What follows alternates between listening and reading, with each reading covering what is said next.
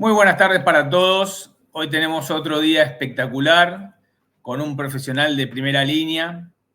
Tenemos invitado a Alejandro Parra, él es psicólogo, y voy a leer porque es docente universitario y presidente del Instituto de Psicología Paranormal. Hola Alejandro, ¿cómo estás? Bienvenido. ¿Qué tal? Un gusto, un placer estar aquí hablando contigo. Bueno, la verdad que fuera de broma es un lujo. Gracias por estar. Cada vez que subís un video, hay algún material tuyo, me quedo escuchándolo, viéndolo de punta a punta, porque, bueno, nada, tenés muchos años de trabajo, no te cerrás solamente a lo que haces, sino compartís con otros profesionales de otras líneas como Medium, y compartís ideas, supongo, si no me equivoco. Y bueno, y estudias. Y bueno, para empezar, Alejandro, te cuento, yo tengo mucha gente que perdió, por lo general, hijos, y siempre me preguntan, y quería hacerte esta pregunta, a ver si me la podés contestar a tu manera, lo que vos conocés. Claro. ¿Qué es la muerte para un profesional?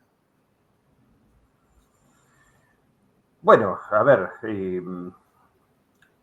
básicamente el tipo de trabajo al que yo me he dedicado y mi experiencia en el campo de la tanatología, que es el tratamiento a pacientes terminales y eventualmente a padres que han perdido hijos y así. Bueno, es un trabajo muy arduo. En los últimos años yo no me he dedicado totalmente a este tema. Sí conozco gente que es muy experimentada en relación con el trabajo del duelo y lo que involucra el sostén emocional de aquellas personas que han perdido un ser querido.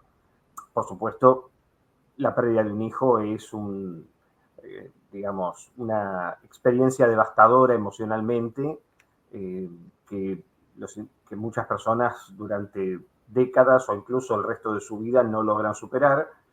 Otros lo superan, por supuesto, es una experiencia extremadamente dolorosa, quizá la más dolorosa que un ser humano pueda experimentar, pero ciertamente existen recursos terapéuticos hoy día, herramientas, un paquete de eh, trabajo desde diferentes ángulos, sobre todo desde las psicologías más abiertas hacia el mundo de lo espiritual, como la psicología transpersonal y otros territorios terapéuticos, la psicología gestáltica, en fin, hay un gran número de herramientas. También existe una abundante literatura, sobre todo en inglés, que aborda esta temática en particular, pero eh, toda pérdida, toda situación de duelo conlleva, como su término lo pone de manifiesto, el dolor por la ausencia, ¿no? Y este dolor a veces puede generar un sinnúmero de experiencias. Si uno piensa que, digamos, la situación de duelo, sobre la cual el resto de los seres humanos que tratamos de paliar esta situación, sea desde la terapia, sea desde los afectos, la amistad, etcétera, que sin embargo es una experiencia profundamente conmovedora y en algún punto, cuando algunos padres y personas que han pasado por esta situación eh, tienen algún tipo de experiencia en relación con eh, señales o luces o objetos, sombras,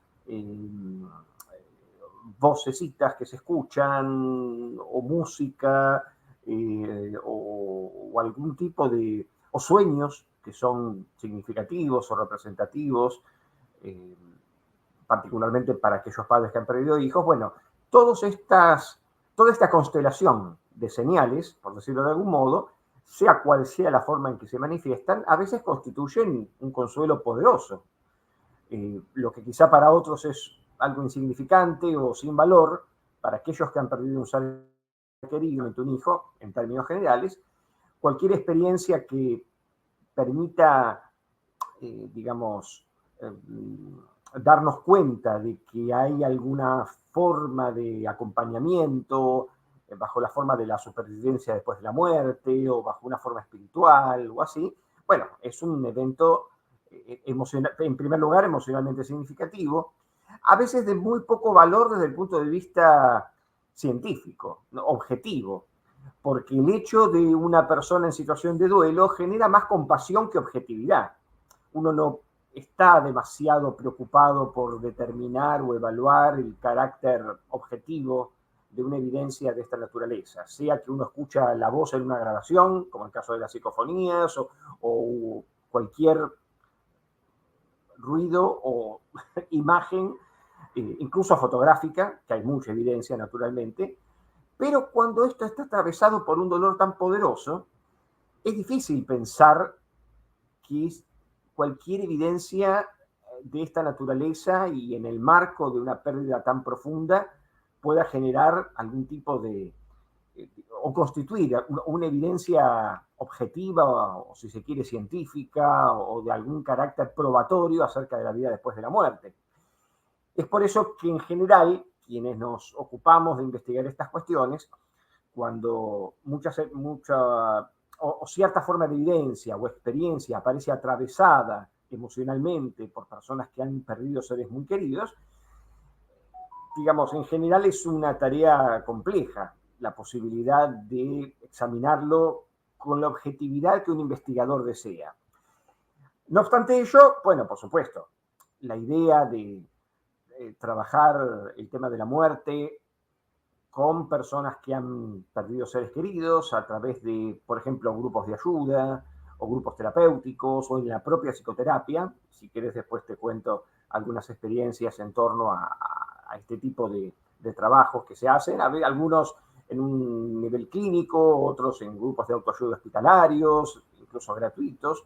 Entonces, bueno, estas maneras de encarar las situaciones ayudan a los terapeutas a poner los ojos sobre un fenómeno que siempre requiere algún tipo de interpretación o de explicación, lo cual suele ser bastante difícil, insisto. Pero al margen de eso, también es cierto de que existen un gran número de individuos que utilizando tecnologías, pongamos cámaras fotográficas, grabadores o incluso sus celulares hoy día, antes utilizábamos otros instrumentos más analógicos si se quiere, que los digitales populares de hoy, sobre todo el celular, que es de uso doméstico cotidiano, y cuando se presentan este tipo de evidencias, nosotros tratamos de evaluarlas y trabajar con estas evidencias o presuntas evidencias con un tono bastante crítico, sin olvidar de que quien presenta esta evidencia está convencido de que ha capturado un fenómeno anómalo, ha capturado lo que posiblemente sea una aparición, un fantasma o algún evento de orden paranormal.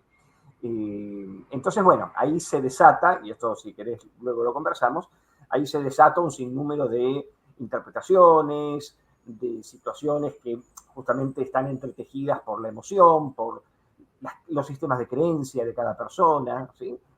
Yo he conocido, no digo a todos, pero a casi todas las interpretaciones, desde el más escéptico y racionalista que niega la evidencia hasta aquel que te muestra la fotografía de un mosquito y piensa que hay un fantasma, ¿se entiende? O sea que en ese sentido hay una amplia variedad digamos, de fenómenos ópticos, físicos, fotográficos, de los cuales en realidad el principal problema no depende de lo que el aparato, la máquina, capture, sino de lo que las personas interpretan de lo que han capturado.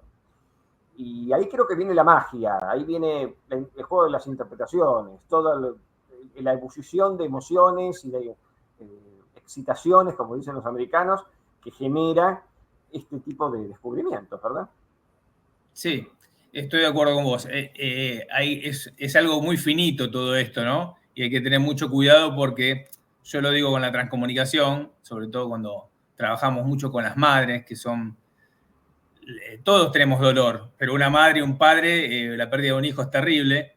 Claro. Entonces, justamente lo que remarco, digo, tengan mucho cuidado con lo que escuchan, no se confundan, no piensen que todo es un mensaje de un hijo, No piensen porque se voló una hoja, es un mensaje de su hijo, se voló la hoja, o como decís vos, casi la foto, un mosquito y es un fantasma. No, no, no. Hay que tener mucho cuidado con todas estas cosas y muchas veces después te das cuenta que estás equivocada hasta de lo que uno escucha o lo que uno ve.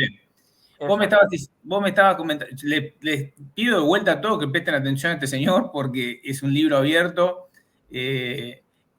uno lo ve así, tranquilo, y es una bestia del tema. Y para nosotros tengan en cuenta que es un lujo para este canal tenerlo. Así que presten atención hasta el final, por favor, de esta entrevista, porque es un capo, Alejandro. Alejandro, vos me decías que tenías un montón de experiencias sobre estudios, recién decías, y si querías, me encantaría que las puedas contar, cuáles son esas experiencias, y si tenés la gente con quien trabajás o trabajaste, lo que vos quieras. Este es tu espacio, tu lugar, tu canal. Bueno, te agradezco mucho tu gentileza. Bueno, a ver, con respecto a cuestiones vinculadas con hijos, con la muerte de los seres queridos, si bien yo tengo alguna experiencia en relación con el abordaje clínico, del duelo, sobre todo con colegas míos como Laura Joffe o otros tantos que trabajan específicamente y que además de trabajar en la clínica han investigado ese tipo de experiencia, sobre todo desde el punto de vista religioso, ¿no? Ella, por ejemplo, es de ascendencia judía y sin embargo ha estudiado el budismo y otras religiones y cómo las religiones abordan estas cuestiones, ¿no? Incluso los cristianos no católicos, por ejemplo, pentecostales, metodistas y otros grupos.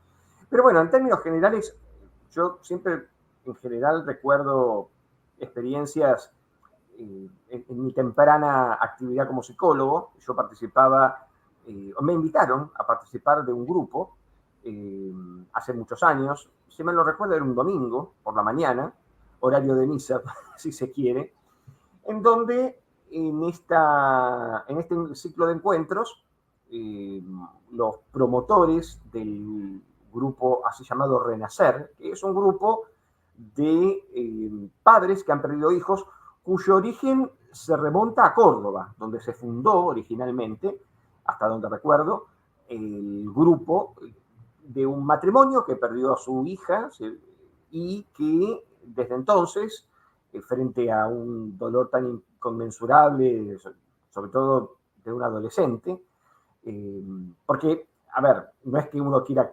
clasificar los dolores, pero naturalmente uno encuentra que la muerte de un neonato no es lo mismo que un joven de 18 años, que tiene toda su vida por delante, que ya hay una impronta o hay una figura, un rol, e incluso de un hijo adulto, que incluso es abuelo. O sea, cuando le hablan con, o sea, si bien el dolor es,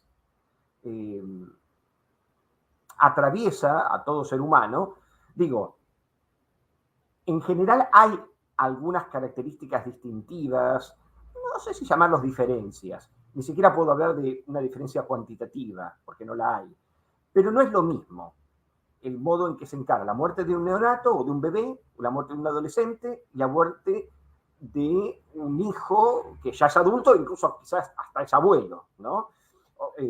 Por parte de una madre que a lo mejor, no sé, es octogenaria o tiene más de 90 años, en fin, hay muchas circunstancias, pero yo recuerdo en particular a este grupo, era un grupo muy numeroso, ya venían teniendo reuniones regulares, y el grupo Renacer es un grupo de terapia que se caracteriza, entre otras cosas, por ser un grupo bastante, yo no diría antiespiritualista, porque los grupos Renacer hoy están ramificados no solamente en Argentina, sino en otros países, incluso en España, en Italia. O sea, la experiencia de este matrimonio trascendió fronteras.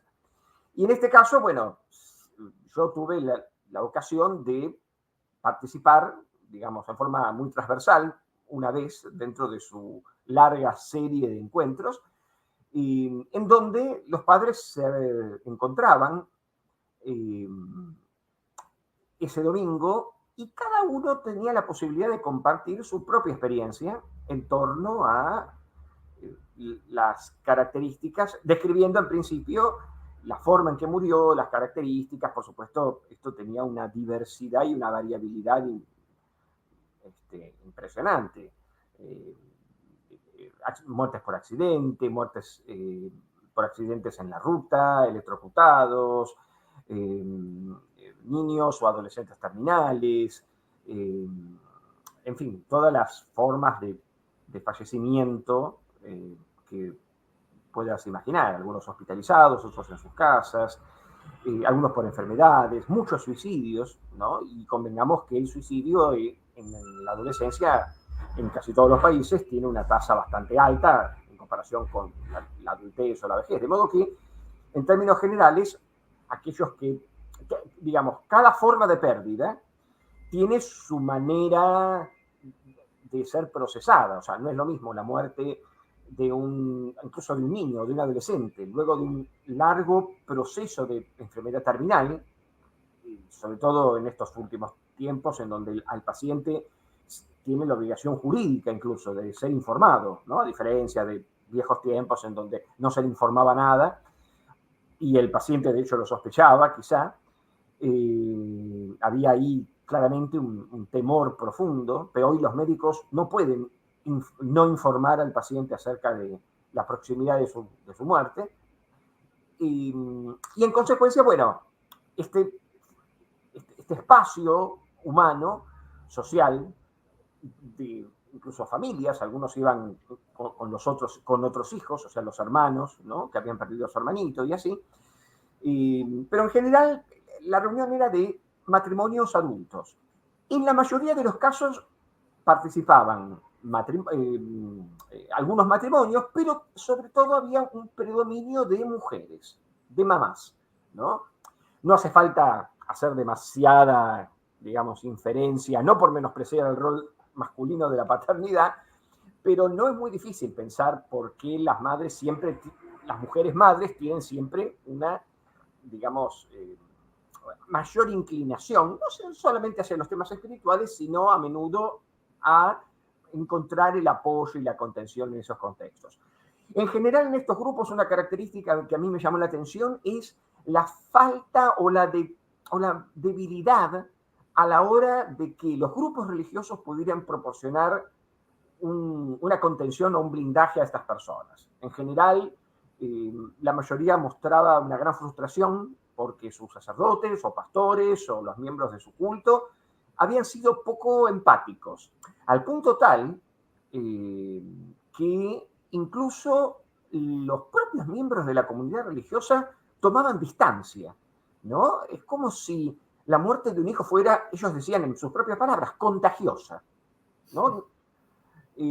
O incluso la imposibilidad de acercarse a decirles una palabra, ¿no? Como si esa muerte, como es tan devastadora, no hay palabra suficiente que sirva de consuelo, como la muerte de un padre, la muerte de un tío, la muerte de un vecino, de un amigo u otra, o de la propia madre, ¿no? Donde uno quizá ya tiene la palabra justa o el acting, digamos, apropiado para salir del paso y poder, digamos, librarse de esa carga pesada, uno, sobre el doliente, ¿verdad? Pero en el caso de un hijo no hay palabra. De hecho, fíjate que tenemos palabras para quien perdió a un padre, ¿no? El huérfano, la huérfana, pero no tenemos una palabra para quien perdió un hijo. En realidad existe un término, pero casi no se usa, ¿no? Es como que no hay, es una situación en la que huelga cualquier sintaxis, ¿sí? Entonces, en ese contexto, era muy interesante, sobre todo las experiencias formidables de cada una de esas personas respecto a la muerte de su hijo. Algunos habían perdido a sus hijos muy recientemente, apenas días o semanas, y otros lo habían perdido hacía décadas, o por lo menos más de 10 años con toda certeza. Y lo notable era que la evocación del recuerdo generaba tanto dolor, ya sea la proximidad como quien lo perdió hace más de 10 años. O sea, eso fue la segunda cosa que quizá más me sorprendió. Pero hubo una característica, o hubo por lo menos una experiencia. Yo comentaba anteriormente que el Grupo Renacer tiende a ser un tipo de colectivo que en general es muy poco propenso, y hasta yo diría reacio, a cualquier iniciativa de orden espiritual. Como son un grupo laico, básicamente, y que no involucra cuestiones religiosas, pero que tampoco discrimina por ellas, lo que es interesante de este tipo de grupo es que en general, y además, ese grupo está formado en parte como una respuesta a la falta de apoyo y de sostén que los grupos religiosos tienen, cosa que a veces hasta los mismos pastores o sacerdotes se encuentran sobre todo los sacerdotes, que además, como no tienen familia, no tienen hijos, están a su vez como doblemente en compromiso en comparación con un rabino o con un pastor que sí tienen familia. Entonces, digo, las distancias y los roles que unos y otros ocupan también juegan un factor a la hora de dar un consejo, una palabra de apoyo, un aliento, aunque uno sepa de que esa palabra cae en el saco roto. Pero una de las cuestiones más impresionantes es que el grupo Renacer tiende, aunque no todos los grupos, esto también es verdad, todo depende de sus coordinadores, de la filosofía interna de cada grupo, ahí sí, por supuesto, el grupo original de Córdoba tenía una tendencia espiritualista, tenía una mirada positiva hacia la espiritualidad, pero no todos los grupos la tienen. Algunos grupos son más bien reacios y particularmente son más, digamos, reacios sobre todo, insisto, hacia la cuestión religiosa, más que lo espiritual, ¿no? Teniendo en cuenta que una cosa es la religiosidad, los dogmas, la misa, los sacramentos, ¿no? Y otra cosa es la espiritualidad, que es una percepción de la creencia en Dios y de la experiencia divina o espiritual desde otro lugar, ¿sí? Pero más allá de eso, la mayoría de la gente casi no interpreta la distinción entre espiritualidad y religiosidad. En consecuencia, este grupo en particular, digamos, no sé si era o no abierto a lo espiritual, pero sí hay que tener en cuenta que hay distinciones, ¿no? Entre quienes son más reacios a lo espiritual y otros que son más afectos a las cuestiones espirituales, más allá de lo religioso. Entonces, cada uno de los miembros del grupo, este es un grupo relativamente numeroso, no sé, ahora yo ya no participé nunca más, hace casi 20 años, pero recuerdo que estos grupos estaban en su periodo más exitoso. Estos grupos comenzaron a mediados de la década del 90, de modo que ya llevaban una buena cantidad de años. Estos grupos en general tienden a una alta tasa de rotación. No todas las personas continúan, ¿no? Desde que se incorporan, algunos asisten, otros una sola vez, otros 2 veces. Eso es muy dependiente del grado de tolerancia emocional a la hora de procesar la situación de duelo. Y otros atraviesan esta actividad a lo largo de meses o quizás hasta un año y después abandona porque precisamente siente que ya cumplió, ¿no? ese rol y los grupos se van renovando continuamente. O sea, vos vas 2 años después y ya no es la misma gente, aun cuando está el mismo grupo conformado. Pero entre las numerosas experiencias que la mayoría de estos participantes, digamos, un poco ponían en palabra, con dificultad, con llanto en el medio, bueno, en una situación claramente dolosa, había muchos matrimonios, tanto la madre como el padre, que confirmaban situaciones o eventos que uno podría calificar claramente como paranormales. Como ese grupo en particular no reprimía nada al respecto de esto, otros sí. Cuando digo sí, me refiero, por ejemplo, a gente, o sea, en realidad el Grupo Renacer, como es un grupo laico, y ha tenido muchos de sus miembros han tenido la desafortunada experiencia de haber pasado por muchos charlatanes, pseudomediums, o pseudotarotistas, o religiosos, o en fin, personas que quizá buscaban dinero o hacían algún tipo de lectura en frío, cualquier otro artilugio, ¿no? Consciente o inconsciente, ¿no? Entonces, en general, los mediums no solían tener, no eran totalmente bien vistos, ¿no? Yo diría que eran los más resentidos, ¿no? Había más resentimiento contra los mediums que contra cualquier otro grupo religioso. Y esto se entiende, sobre todo porque los mediums en general, algunos, por supuesto, tienen tarifas, en fin. Y es digamos, el grado de vulnerabilidad de estas personas está como bastante abierto para este tipo de manipulaciones, engaños, ¿no? Incluso, incluso aún si no se cobrara nada, ¿no? Pero bueno, insisto, un poco para cerrar el tema, la configuración de este colectivo daba pie a que cada miembro del grupo se exprese. Y en consecuencia, entre el dolor, el llanto, los silencios, ¿no? Que eran abrumadores, algunas personas, por ejemplo, compartían experiencias que a mí me llamaban poderosamente la atención, ¿no? Por ejemplo, recuerdo, de las varias que se mencionaban, había, claro, por ejemplo, algunos que eran creyentes y que manifestaban la idea de que, la idea bastante resistida por parte de la mayoría de la gente, como por ejemplo, que es muy típica de la religión, Dios se lo llevó para cumplir una misión, o Dios se lo llevó para reencarnar en otro lugar, o goza de la gloria de Dios en el tal o cual lado. Bueno, nunca le digas a un padre que ha perdido un hijo una frase de ese tipo, ese cliché religioso, porque te muerde en la yugular. Claro, te va a los tobillos de una. Hasta desangrarte, sí. Yo creo que es, digamos, por lo menos en una instancia del dolor, esas frases suenan a, no digo insultos, pero... Sí, perdón que te piso. Sí, hay que medir lo que se dice en ciertos casos. Sí. Por más que fuese así, por más que fuese así. Aunque creyéramos en eso, no es el momento. Aunque creyéramos en eso, no es el momento. De modo que, digamos, y son clichés que en realidad, sobre todo en el mundo religioso y espiritual también, son bastante comunes, pero digamos, y quizá el padre lo tolera y lo comprende, pero por supuesto no lo puede digerir, y algunos se ofenden, claramente. Es más, hay procesos que uno podría decir, hay una suerte, y esto yo lo he visto incluso con familiares que no son hijos cercanos a mí, por ejemplo, un proceso de ateización, ¿no? Que es una experiencia bastante común, incluso gente profundamente religiosa o que participaba de algún culto, se ateiza, o sea, deja de creer en Dios, se rebela contra cualquier idea vinculada con lo espiritual. O sea, es muy paradójico, porque por un lado creen en Dios, pero por otro lado le tienen bronca porque se los llevó, ¿se entiende?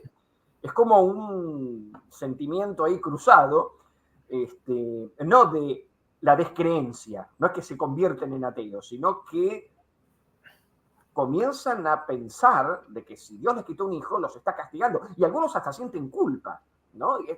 Eran experiencias bastante comunes, ¿no? Si Dios se lo llevó, ¿qué de malo yo hice, ¿no? Entonces, bueno, ahí insisto, se tejen toda una serie de situaciones, culpabilidades, internas y externas. Creo que las más dolorosas son las internas, o sea, la que uno no puede exorcizar de su cerebro, de su mente, es la culpa interna. Si hubo algo, ¿no? La situación contrafáctica, por ejemplo, ¿qué hubiera hecho yo si no lo hubiera dejado salir esa noche al boliche y ahí lo mataron unos delincuentes? A mí me pasó con mi papá, perdón que te piso, pero a mí me pasó con mi papá. ¿Qué hubiese hecho? ¿Qué hubiese hecho? ¿Qué hubiese hecho? Claro. Ni quiero pensarlo con un hijo lo que pasa por la cabeza de la gente. Claro, por supuesto, ¿no? O sea, ¿qué hubiera hecho si yo no lo hubiera dejado ir a la matiné del baile y los X delincuentes no lo hubiera matado? O sea, ni siquiera bronca al delincuente o al asesino, va. O sea, ni siquiera hay muchos, por ejemplo, el dolor es tan inmenso que algunos casos judicializados, los propios padres dejan de ir a los procesos jurídicos y se ocupan los abogados. O sea, están tan devastados. Vos imaginate, y en los casos de repercusión mediática, solamente la enorme dificultad que tienen los padres de tener que escuchar el relato de la forma de la muerte, de las autopsias y imagínate sus cabezas, ¿no? O sea, ponete en una célula de su piel, digamos, el sentimiento devastador que estas personas experimentan. De modo que, en términos generales, hay muchos elementos, ¿no? Que están ahí jugando.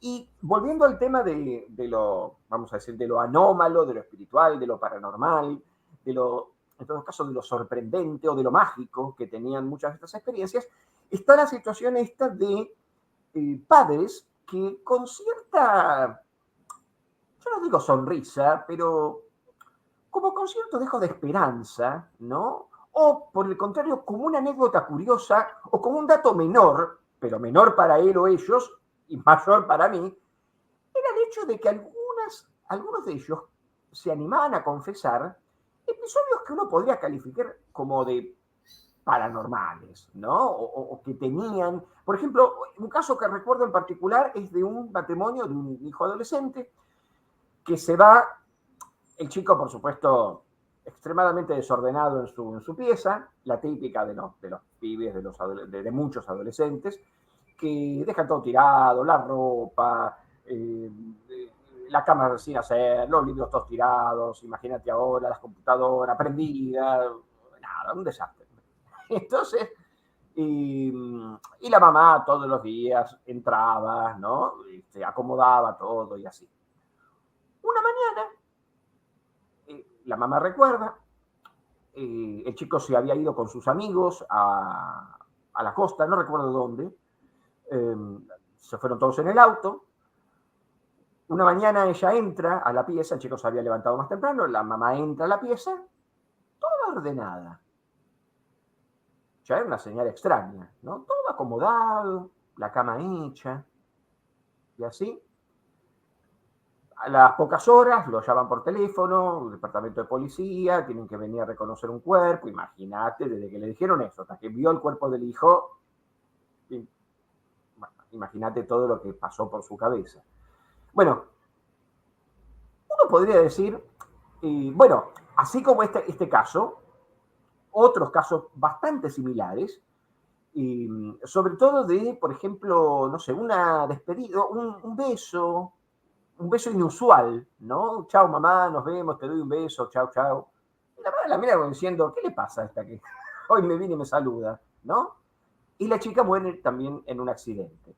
Bueno, el caso anterior que conté, también, el chico había ido con sus amigos, solo uno sobrevivió, el resto murió, chocaron de frente contra un camión de carga, si mal no recuerdo, pero lo cierto es que, digamos, en términos generales, había, y después, bueno, esto como un fenómeno que por momentos parece inclasificable, o sea, por supuesto que después del evento, la mayoría de las personas, incluso los propios padres, señalaban esta situación como, básicamente como una señal, como que había algo ahí que no podían explicar, desde el punto de vista causal,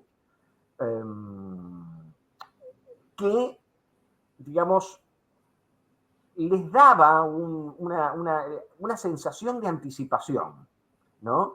Que de hecho hasta para nosotros mismos podría ser inclasificable desde todo punto de vista. Porque no es que el chico tuvo un sueño e igualmente viajó, se lo dijo a los padres. Ojo, ciertamente muchos lo hacen, ¿no? O sea, en términos generales había el grupo Renacer compartía, ¿no? Dentro de los testimonios dolorosos y los momentos de angustia evidente, ¿no? Esos momentos donde uno dice, hasta uno termina sintiendo como una especie de culpa, ¿qué estoy haciendo yo acá, no? ¿No? En esa época yo no tenía hijos tampoco, pero de todas maneras, esa situación de estar en un entorno en donde todos, menos yo, al menos como observador, cuanto mucho, era testigo de todos esos relatos, era una experiencia que, sin duda alguna, esa situación emocional te atravesaba de una manera, digamos, filosa, ¿no? Y otras experiencias similares las encontré en particular, ya varios años más tarde, incluso hasta hace algunos pocos años recientemente, en las enfermeras, en un estudio que hicimos primero con una alumna, después me embarqué yo solo, con un subsidio, y empezamos a trabajar yo y dirigí un grupo de personas, que logramos recoger, bueno, para llevar a cabo una encuesta de experiencias paranormales entre enfermeras. Y yo, por supuesto, tomé algunos casos de enfermeras que habían narrado, además de la propia encuesta, una base de datos de más de 1000 casos. No es fácil entrevistar a 1000 enfermeras, pero yo diría que el 30%, ¿no?, de las enfermeras, casi 300 por decirlo así, habían tenido alguna vez en su vida algún tipo de experiencia en el ámbito hospitalario. Un larguísimo tema para hablar en otro momento. Espectacular, son temas espectaculares. Es un tema muy potente. Yo publiqué un libro sobre este tema, que tengo por ahí, después te lo muestro. Se llama Sí, El último... eso te quería decir porque no me quiero olvidar. Quiero Sí. hablar después de tus libros, del libro que presentaste, que Ah, muestres y hablemos todo ese tema. No me lo quiero olvidar, perdón. sí, sí, no sé si llegaremos a tiempo. Yo a las 8 efectivamente tengo Está que... bien, no hay problema, pero por lo menos que lo muestres y dónde lo podemos conseguir esas cosas. Ya lo vamos a hablar. Ah, sí, desde luego. Pero bueno, este libro se publicó en España, lo publicó el Grupo Planeta, sello Luciérnaga, y se publicó bajo el título El último abrazo de despedida, experiencias de enfermeras con lo paranormal y así. Bueno, una de las cosas que, digamos, más me sorprendió, digo, del subconjunto, ¿no? De testimonios, era, en términos generales, eh, más allá de si esto lo pasaban los niños, algunos casos, por supuesto también, era los testimonios de personas que habían pasado por experiencias cercanas a la muerte, ¿no? La típica de sentirse fuera del cuerpo, atravesar un túnel, ser llevado por un amigo familiar ya fallecido antes, volver al cuerpo, ¿no? Todo un proceso que ya había sido descrito desde los años 70, incluso aún antes, pero que, bueno, en términos generales, un poco recoge el testimonio común, que es de interés para enfermeras, cardiólogos, anestesistas, o sea, son como las especialidades, los neurólogos, o sea, especialidades médicas que están cruzadas con esta experiencia en particular que raya entre lo paranormal y lo neurológico, ¿no? O sea, hay teorías de todo tipo, color y forma. Pero lo interesante de este caso, o de estos casos, es que en general, cuando afectaban a los niños, o sea, dicho en giro hacia tu inquietud respecto a la muerte de los niños. Cuando tocaba el caso de un niño que moría o de una persona que perdía un ser querido, y en particular el testimonio de la enfermera que yo reentrevistaba en torno a ciertos episodios, bueno, ahí también teníamos muchas experiencias. Y, por ejemplo, ya lejos de la cuestión de los niños, por ejemplo, el caso de los ancianos, ¿no? Nosotros habíamos hecho un estudio, un subconjunto de estos casos, los obtuvimos de residencias geriátricas, ¿no?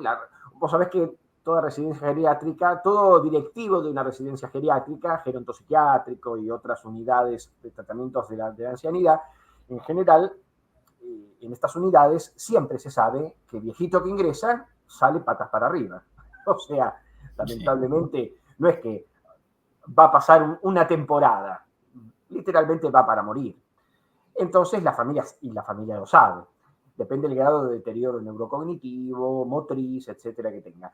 De modo tal que cuando el caso de estos ancianos, muchas cuidadoras, algunas enfermeras, otras solamente cuidadoras, daban testimonio de eventos muy notables. Por ejemplo, uno que me llamó la atención, un tipo de las docenas de experiencias que las enfermeras relataban, y la relataban, esto es lo más sorprendente, con una naturalidad pasmosa, es el hecho de que poco tiempo antes de morir, pueden ser 48 horas, pero nunca más de una semana, los ancianos, sobre todo los que están lúcidos, después hay otros que están más deteriorados, le piden a la enfermera que, entre otras situaciones que son muy diversas, por ejemplo, eche a alguien que vino a visitarlo. O le confiesa que tuvo un sueño o que tuvo una visión. Las visiones son más impresionantes que el sueño, porque un sueño, todos tenemos sueños y sabemos que es producto de la fantasía. Pero una visión no. Entonces vos no sabés si es un producto de una alucinación o es una visión que también puede ser una alucinación, pero tiene una connotación, digamos, muy singular, ¿no?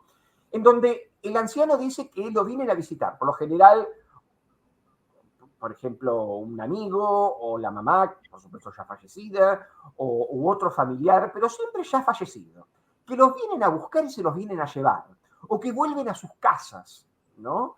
Pero no a la casa física real, sino que vuelven a una morada, ¿no? Como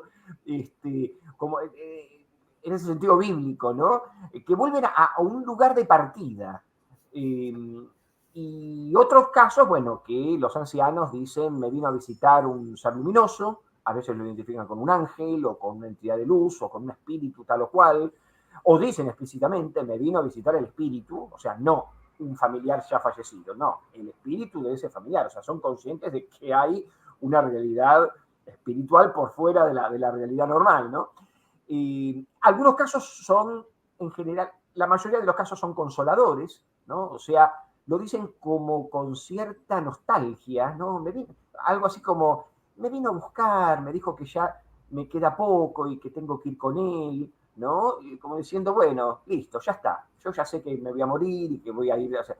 Y otros con miedo, me vino a buscar una sombra y yo no me quería ir con esa sombra, porque sabía que si me iba a morir, ¿no? Entonces hay como cualquiera sea la forma, consoladora o tétrica, la experiencia, y por supuesto esto obviamente alimenta todas las leyendas, mitologías de la parca o de cualquier entidad que te viene a buscar y así, ¿no?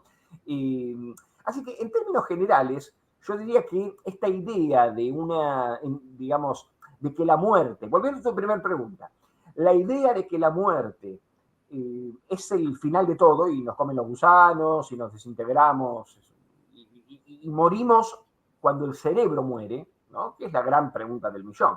Yo me voy a morir y tampoco lo voy a saber hasta el momento que me muera.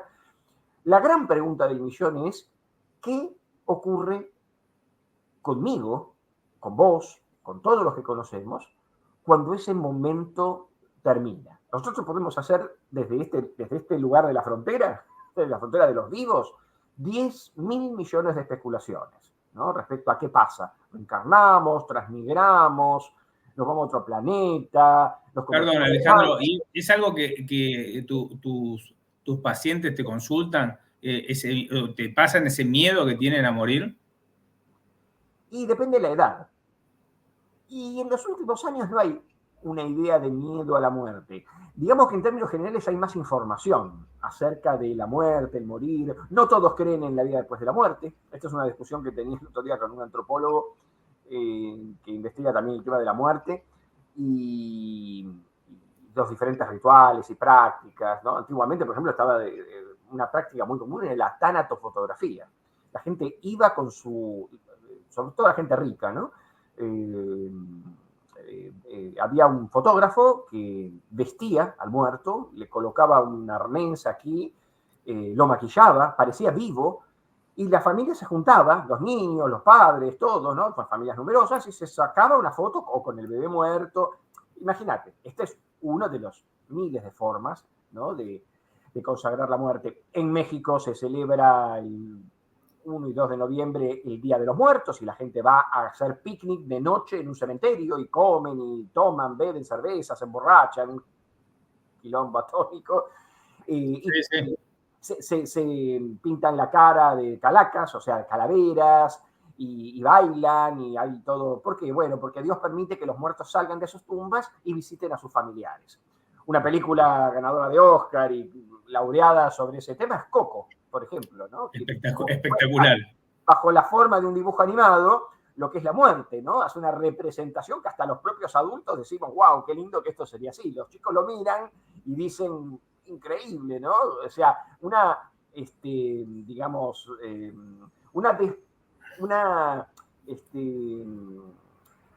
¿cómo decirlo? Se elimina, se barre con la idea de que la muerte es el fin de todo, porque en definitiva es lo que los seres humanos experimentamos desde el lugar de angustia, ¿no? O sea, no sabemos qué nos pasa, no sabemos qué va a ocurrir después, ¿no? Nos angustia sobre todo la extinción del yo. La principal dificultad de comprender la muerte, y esto va, lo decía Jean-Paul Sartre y cantidad de filósofos a lo largo de toda la historia, ¿no? Gran parte de la filosofía está montada sobre el miedo a la muerte, digamos. Pero una de las grandes preguntas respecto a la muerte, refiriéndome a tu primera pregunta, es esta cuestión, ¿qué pasa después? ¿Hay un después? Esa sería la primera pregunta. Y si lo hay, ¿qué pasa luego? ¿No? ¿Dónde va nuestra mente, nuestra conciencia? ¿No? Perdón. Está buenísimo. ¿Sabés por qué te corto? Porque no quiero sinceramente, yo sé que hiciste un esfuerzo terrible, es tarde acá en Argentina. Alejandro hizo un esfuerzo terrible por darme este rato para charlar, pero como sé que quedan pocos minutos, yo no quiero que... Me encantaría, yo me pondría 4 horas a escucharte calladito, salgo de pantalla, me pondría los auriculares y escucharte, porque es así, da placer escucharte todo lo que conoces, porque esto no es nada lo que acaba de hablar, no es nada. Fuera de broma, gente, puede hablar horas y horas del tema por la experiencia que tiene y la paz que transmite, la sabiduría. No, es impresionante. Él no lo va a admitir, pero lo digo yo. Y no soy amigo de Alejandro, pero soy un admirador de su trabajo. Alejandro, yo quiero, como quedan pocos minutos, que me cuentes de tu libro. ¿Estuviste en la Feria del Libro? Sí, sí. Bueno, no hice ninguna presentación en particular, Ah, ok. pero tuve, bueno, 2 libros en exposición, casualmente. Uno en Editorial Kier, sobre sueños en particular, si querés algún día hablo de esto. Sí, Y si otro, los si tenés para mostrarlos, mostralos, porque yo me salgo de pantalla y quiero que los muestres si puedes. Aunque los tenga que ir a buscar, no pasa nada si están ahí. tengo que ir a buscar acá atrás, si me permitís, Dale, son dale, dale, 30 dale, segundos. dale, sin problema. Obvio que sí.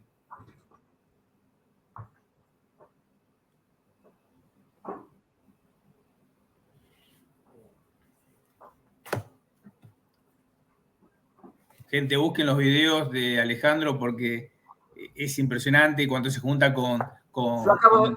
Espera, espera que voy a salir. Ahí está. Este es el primero de los títulos. Ahí está, para que no se vea el reflejo de la pantalla. Se llama Sueños, herramientas, juegos y ejercicios para el autoconocimiento, guía para el soñador y el terapeuta, editorial Kier. Está publicado en España, o sea, lo pueden conseguir sin ningún problema en la Casa del Libro y en las tiendas en general.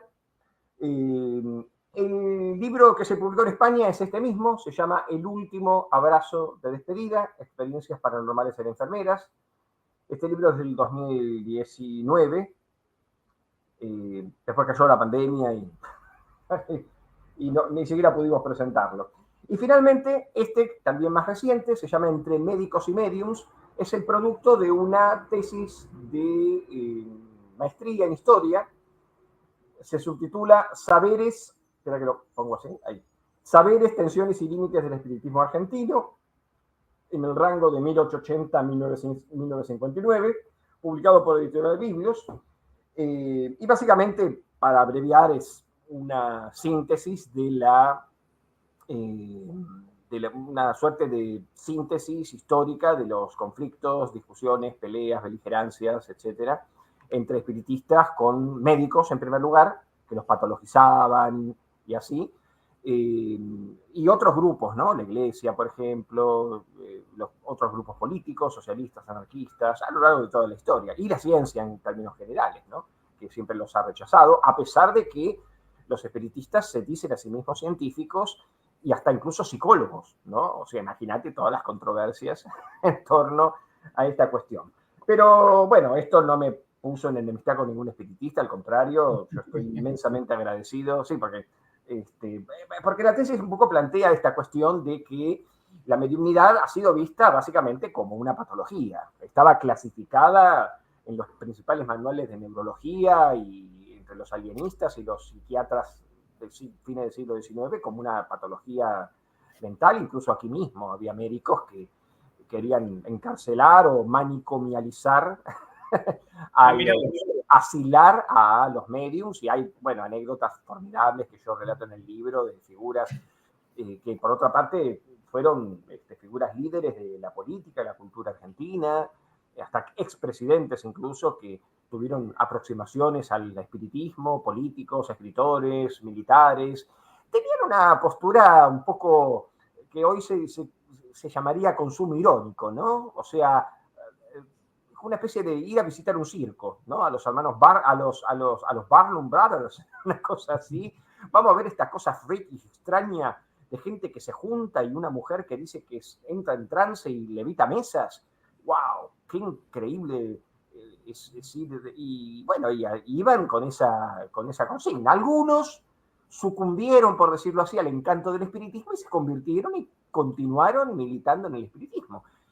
Y como digo yo siempre, otros pusieron su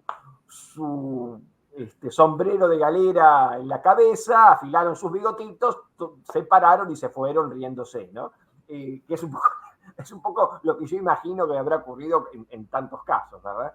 Pero digo, en términos generales, lo que me parece formidable es este pasaje que yo hago, que en realidad es una imagen de disputa, beligerancia, discusiones públicas, en teatros, en los medios, incluso en la prensa gráfica, que había en el siglo XIX, por supuesto, y en los teatros, que juntaban cientos de personas para escuchar a los espiritistas debatir con químicos o filósofos y así.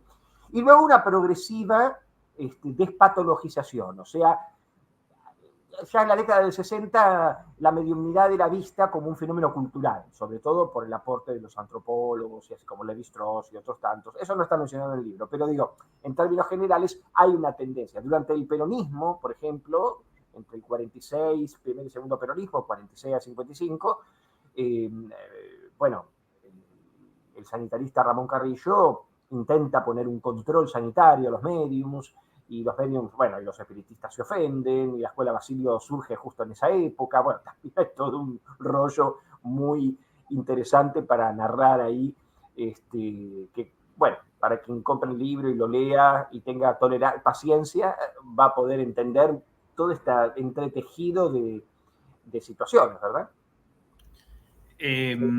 Alejandro, después vamos a poner abajo, si me pasás, todos los medios de contacto, dónde te pueden seguir, dónde te pueden contactar, tu canal, lo que tengas, todo lo que tengas, vamos a ponernos abajo en la descripción del video. Y vamos a poner dónde pueden conseguir los libros, absolutamente todo. Porque no tengo ninguna duda que esos libros son súper interesantes y se los van a comer. Se los van a comer porque cuando empiecen a leerlos no van a poder parar. No, seguro. Entiendo que estás en España, ¿no? ¿Yo? ¿O me equivoco? Sí, ¿dónde estás? No. Ahora estoy en Buenos Aires. Como dijiste que no estabas en la Argentina, o entendí mal quizá. No. Ahora estoy acá en Buenos Aires. Perfecto. Igual, si querés, podemos conversar unos minutos más porque tenía un paciente que no va a llegar. Sí, a mí me encanta, pero yo te tengo que olvidarte, te encadeno a la silla y no te vas más. Olvídate, no, me encanta La desgracia de unos es la suerte de otros, dice la frase.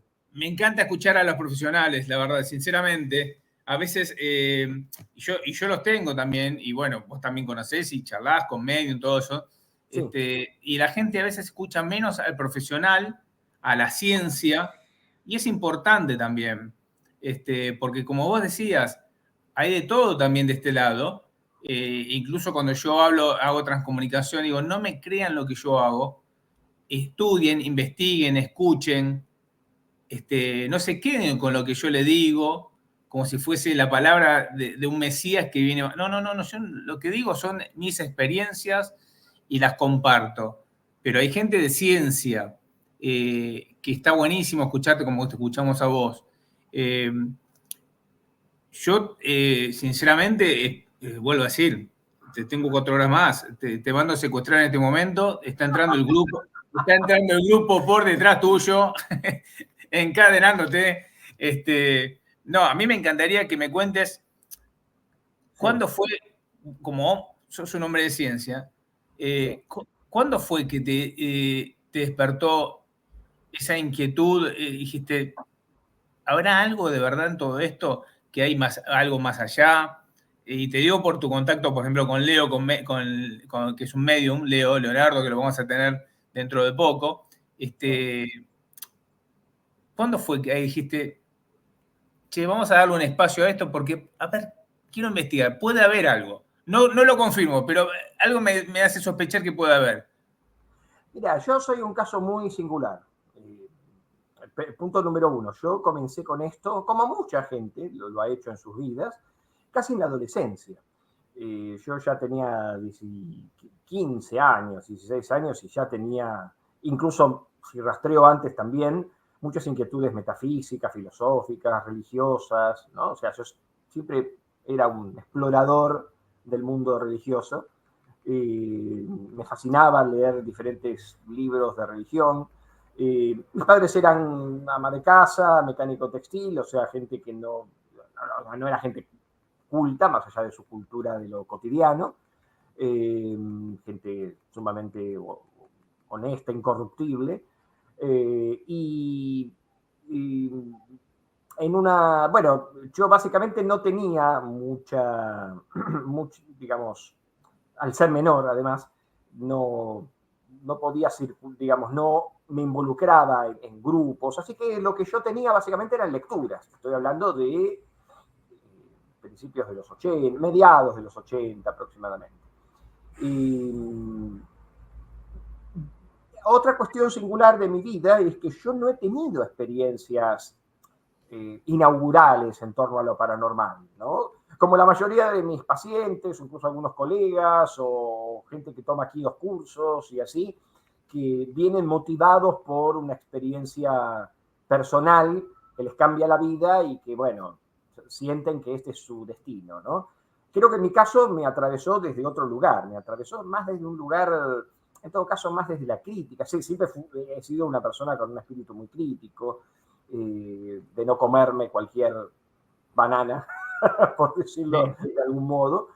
Y en ese sentido, bueno, siempre traté de mantener una postura, sobre todo, no digo escéptica, porque el escéptico se me hace más a necio, no una postura escéptica, pero es una postura crítica, ¿no? En contraste con la cultura dominante que me rodeó y continúa todavía, que tiende a ser incluso no solamente creyente, sino más bien por momentos crédula, ¿no? Que es peor todavía.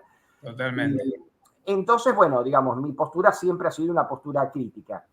Inicialmente, como todos los chicos jóvenes, ya cuando uno tiene 21, 22 años, es beligerante, ¿no? Trata de poner los límites, cosa que en algún punto sigo haciendo, pero en los últimos años, sobre todo a mediados de los 90 y ya cuando incluso me recibí como psicólogo y así, porque mi carrera como psicólogo es posterior a mi interés por lo paranormal, por supuesto.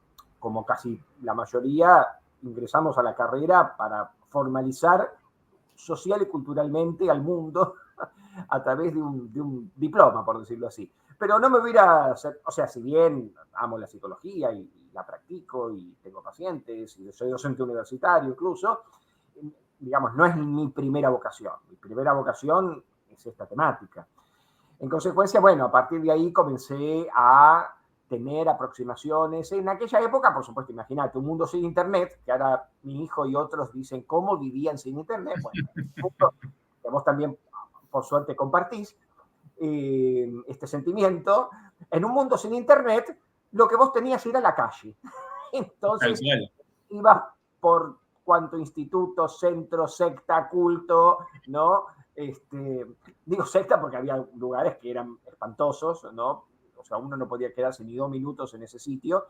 Y además mi sentido crítico me impedía tener una adherencia, ir ahí como un zombie, siguiendo un líder de secta, hubiera sido imposible. Pero sí tenía referentes intelectuales, figuras que, digamos, eran abiertos a la polémica, a la discusión continua, y yo me formé en ese contexto, ¿no? En el contexto de gente de una apertura cultural, porque salíamos a la democracia, el famoso destape, ¿no? Salíamos a la democracia y bueno, y entonces había un enorme número, estaban los pentecostales en las plazas, había cultos, grupos, institutos que se comenzaban a abrir, algunos ya estaban desde hacía décadas, otros, digamos, comenzaron a tener, y yo me formé en un contexto, lo voy a decir un poco a título de confesión, me formé en un contexto bastante corrupto, ¿no? En una especie de incipiente nueva era, en la época, no sé, había un furor, por ejemplo, entre otras cosas, por las pirámides, y la gente se construía una pirámide de cobre y se metía adentro para meditar, y yo también lo hacía, o sea, una temática que a mí nunca me llamó la atención, a diferencia de muchos otros amigos y adolescentes, es la ufología. Ahí debo admitir que yo tengo muchos amigos ufólogos, entrañables definitivamente, con quienes comparto así encuentros, charlas, me llaman, los tengo en el Face y todo, pero es una temática que nunca me llamó la atención. Y una característica es que la parapsicología, que es el tema del cual yo trabajo y hago investigación y así, tiene una faceta experimental, tiene la posibilidad de, al menos con todo lo etérico que tiene lo paranormal en general, la parapsicología te da herramientas metodológicas, científicas, estadísticas, etcétera, que te permite, dentro de lo inasequible que es el fenómeno paranormal, te permite estudiarlo. En cambio, los ufólogos no tienen un objeto de estudio. Tienen fotos, tienen luces, tienen testigos, pero es como que a la hora de concretar, no, digamos, ahí tienen como una pequeña dificultad. Por suerte lo reconocen que la parapsicología tiene más herramientas, entonces no nos llevamos mal, ¿no? Y en ese contexto yo he sido una persona de instituto en sí mismo, de una posición muy amplia. Yo afortunadamente tengo pocos enemigos, por decirlo así. Alguno tengo. O sea, uno siempre tiene que tener alguien que hable mal de uno. Todos tenemos. El que todo el mundo dice es buena persona es falso. Alguna sombra tiene que tener. Alguien te tiene que odiar. Seguro que sí. Por supuesto, siempre es preferible tener más amigos que enemigos, pero algún enemigo hay que tener. Entonces digo, en general, más allá de mis beligerancias, controversias y así, en general tengo una buena relación con muchos de quienes participan en el medio. Y una cuestión en general es que nuestro instituto aquí tiene un sentido muy amplio de apertura hacia cualquier doctrina, cualquier dogma, pero yo no tengo una bajada de línea dogmática, ni religiosa, ni espiritualista. O sea, en todo caso debo ser uno de los pocos agnósticos paranormales que deben existir, en el sentido de que todo mi trabajo no está inspirado en una línea teosófica, espiritista, Rosacruz, mística, no recibo registros acásicos, no soy medium, no soy dotado, no tengo poderes paranormales, no, nada. De modo que me hacen un espécimen muy singular, porque alguno que otro alumno me dice, pero usted, Parra, algo debe tener, algo debe ser. Y la realidad es que no. Ojo, por supuesto, he tenido episodios poquitos, pero siempre muy simpáticos, de sueños premonitorios y alguna que otra experiencia con el tablero Ouija, sobre todo cuando estaba en mi adolescencia. Pero más allá de cosas así muy aisladas, que nunca me llamaron la atención, más allá del episodio, ¿no? y de la evidencia que un fenómeno paranormal proporciona, ¿no? O sea, no iría por la vida diciendo, yo tuve, ¿no?, una experiencia paranormal, no puedo hacer eso. Pero, digo, en general, la gran fortuna que tuve, que tengo y que seguiré teniendo, es el hecho de haber conocido gente excepcional. He conocido, más que nada por investigación, he visitado en Argentina, en otros países, individuos increíbles, ¿no?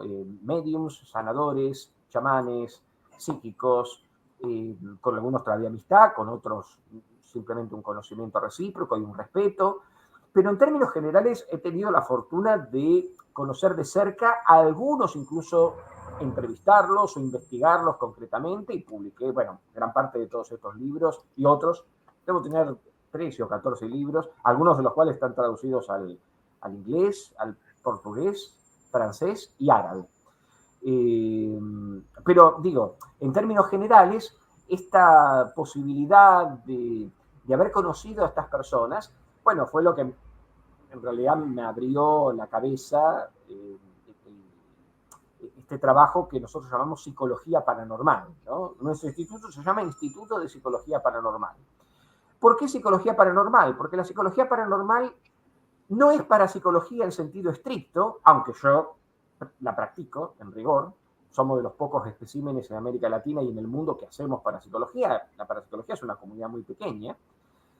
Pero la psicología paranormal es una puerta abierta a la posibilidad de examinar fenómenos aparentemente inexplicables, anómalos, insólitos, etcétera, no solamente con una perspectiva psicológica, en términos de, por ejemplo, la personalidad, las características, la manera de actuar, la manera de pensar, la manera de creer de un sensitivo, ¿no? Con sensitivos decimos aquellas personas que basalmente tienen o comienzan a desarrollar o a despertar lo que podríamos llamar una experiencia psíquica o extrasensorial o espiritual, ¿no? Aquí dictamos, por ejemplo, un taller que se llama Taller de Sensibilidad Psíquica y Espiritual, ¿no? Psíquica es la que yo más experiencia tengo, porque al ser psicólogo y al trabajar con videntes, con tarotistas o con personas que tienen sueños, ¿no? O sea, en el terreno de lo psi,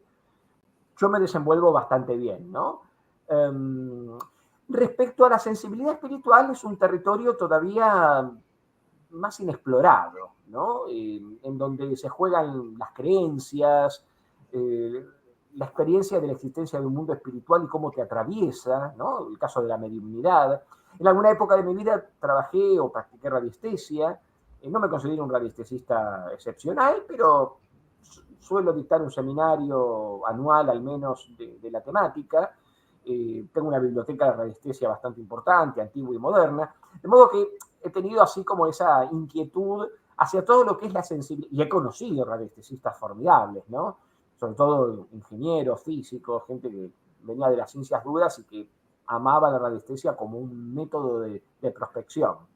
Y también hemos trabajado mucho con practicantes de diferentes terapias o medicinas energéticas, ¿no? Sanadores, no tanto curanderos, pero sí personas que practican alguna forma de sanación energética, ¿no? O sea, Reiki, Qigong, terapia pránica, Tai Chi, bueno, en fin, todo este tipo de métodos, con el propósito de evaluar cómo funciona. De modo que un poco, si se quiere, compensatoriamente, lo que me falta a mí, lo examino en los demás, ¿no?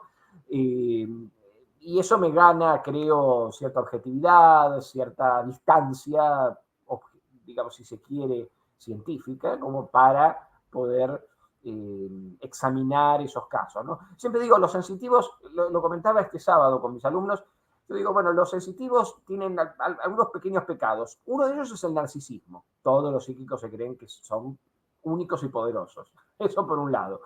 Pero más allá de ese pequeño pecado, también está esta cosa de que el psíquico o el sensitivo tiende a ser muy autorreferencial. Tiende a conocerse, a reconocerse como tal, en su larga historia, biografía, de experiencias, hasta que logran tener un control y asumir ese rol de psíquico o de medium o de sanador u otro, ¿no? Como, digamos, un profesional de. Y en ese punto, bueno, digo, en general tienden a ser muy autorreferenciales. Entonces, cuando vos sos muy autorreferencial, cuando vos solamente hablas de vos mismo como la medida de todas las cosas, es un problema, porque vos ignorás, ¿no? O tenés poco conocimiento de lo que otro, así como vos también está haciendo. Mi ventaja es que al interactuar con muchos psíquicos, con muchos sanadores, con muchos mediums, tengo un patrón, más o menos, que lo pongo en los libros, pero sobre todo en mi cabeza, tengo un patrón de cómo funcionan diferentes formas de actividad psíquica, ¿no? Sanadores, psíquicos, radiestesistas, ¿no? Y todos son los subgrupos y todos los híbridos que se forman en torno a estas 4 grandes categorías. Y ese patrón es muy estable, ¿no? Hasta uno podría armar una teoría sobre esto, en el sentido de que es relativamente poco lo que un sensitivo me puede sorprender, porque yo ya conozco casi todas las etapas por las que pasan las personas. Y cuando yo lo comparto con gente que viene por primera vez, claro, quedan como con cierta, por decirlo así, no digo fascinación, pero como que hacen un descubrimiento extraordinario, lo que para mí es algo casi habitual en verlo de los otros, en la práctica clínica, en la investigación, en el relato cotidiano, a través del internet, con los mails y todo. Y para muchas personas, el hecho de haber pasado por una experiencia paranormal es un acto, algunos lo atribuyen a Dios, otros lo atribuyen al poder de su mente, ¿no? Pero en cualquier caso siempre está esta idea de que yo no soy el dueño de esto, sino que hay otra fuerza sea divina, cósmica, mental, la que fuera, energética, que es la que de alguna manera motoriza esa sensibilidad, ¿no? ¿Tenés 10 horas más para hablar? No. No. Como te digo. Me hiciste entrar en confianza. No, que me encanta, y me encantaría, y me encanta que estés cómodo, eso es lo más importante. Siempre digo que como no soy entrevistador, esto es una charla de café. Alguna vez tendremos alguna cámara y estamos ahí mano a mano, y me encantaría que cuando quieras y puedas te tengamos de vuelta tocando el tema que vos quieras, porque todo lo que contás es interesante. Sinceramente, lo digo de verdad. No tengo motivo para adularte, no hay ninguna situación que me obligue a eso, para nada. No, nos conocemos de que te contacté por Facebook, y bueno, y enseguida me dijiste que sí, y te fallé en la primera por un problema de mis muelas, que me las rompí todas. Pero bueno, yo, Alejandro, te quiero agradecer un montón. Me encanta en serio escucharte. Me gusta aprender. Trato de ser una persona que no me cierro a lo que hago yo, y lo que yo hago tengo razón y se acabó, porque no es así. No tengo la razón. Siempre digo lo mismo. El que diga que tiene la razón, rajen de ahí. Rajen. Tiene el ego muy alto. Y bueno, nada, yo te quiero agradecer de serio. Muchas gracias. Eh, es, Me llenaste el alma. Vuelvo a decir, te podría escuchar 500 horas más, y termino acá y me busco un video tuyo para escucharte otra vez. Así que gracias, y cuando puedas y quieras, este es tu canal, en serio te digo, ¿eh? Fantástico. No, yo te agradezco tu gentileza, tu apertura. No quiero convertir esto en un monólogo en general. Viste que los periodistas casi como que te pisan cuando te preguntan, en el sentido de que quieren hablar también. Y yo soy más como del monólogo. Entonces, bueno. Pero lo que pasa, Alejandro, que a veces piso y después me dejan todo un rosario de cosas, pero cuando piso creo que lo que estoy preguntando es porque la gente se lo puede llegar a preguntar, pero la gente quiere escuchar al invitado, y yo no soy periodista tampoco, ¿viste? Claro. Entonces, cuando tenemos un profesional, como pasó con vos, como con Micheli, como Juan José López Martínez, Sonia Andrés de España, y así, hay que callarse a veces la boca y escuchar. No, Y a veces, viste, dice, pero no preguntás, y la verdad que a veces hay que callar. A veces hay que callar. Haces un costadito, por eso te puse en primer plano muchas veces, después volví para tampoco incomodarte, pero hay que callarse y escuchar, y si sale una pregunta, que tratar de que sea, a mí me cuesta mucho, pero que tratar que sea inteligente la pregunta, y aprovecharlos. Hay que explotarlos a ustedes y preguntarle y sacar toda la sabiduría que tienen. Alejandro, muchas gracias por tu tiempo. Es tarde, estás cansado, me imagino que laburaste todo el día, así que nada, mil gracias. Por favor, un placer, un placer. Nos mantenemos en comunicación. Bueno, estamos siempre dispuestos a cooperar, sí, sin ningún problema. Dale, buenísimo. Y después, vuelvo a repetir, vamos a poner todas las formas de contacto de Alejandro abajo en la descripción.